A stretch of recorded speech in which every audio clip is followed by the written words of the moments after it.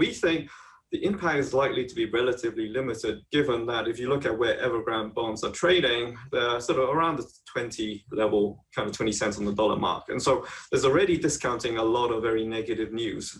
So we think the contagion from that channel is probably fairly limited.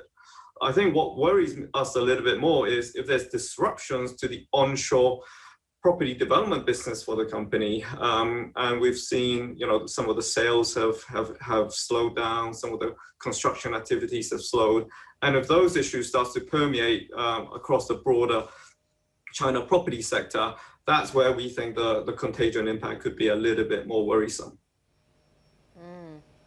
If indeed there are pockets where perhaps there's been a little bit too much distress and a lot of the negative news is now priced in then, Kenneth, what's the strategy for those who might be wanting to take advantage, maybe seeing this as a buying opportunity in certain areas? So we think there's two things to think about in terms of how the market is going to develop going forward, right? So in the near term, clearly the focus is all on how Evergrande are going to handle some of the credit issues. But if you go beyond that, it's going to be more in terms of policy, right? What's China policymakers looking to do with regards to some of the tightening measures across the real estate sector? So our view is that the policy direction is not going to change, which is to continue to go for credit cleanup, deleveraging of the property sector. So for that, we think investors should still be relatively cautious in terms of looking at the really risky end of the property sector bonds. But we do see value in some of the better quality names, and also in some of the higher quality single Bs. Some of them are yielding around sort of low double digit yield. We think those are also offering some interesting opportunities as well. And just taking a broader look at the economy, the global economy led by the US, with the FOMC statement out overnight, Kenneth, we do look like we're standing pat for now.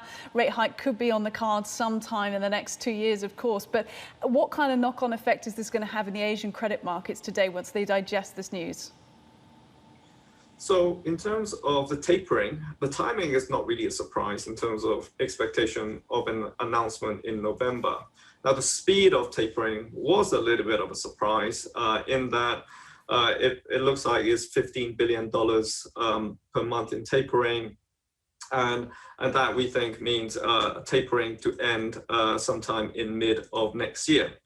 But what we think is important to note is that in terms of rate hike, our house view is expecting no hikes next year, 2 hikes in 2023. So we're still some distance away in terms of the first hike. And what we've been saying for a little while now, given that the short end rates remain relatively well anchored, we think that the search for yield across the Asia credit markets will remain pretty strong.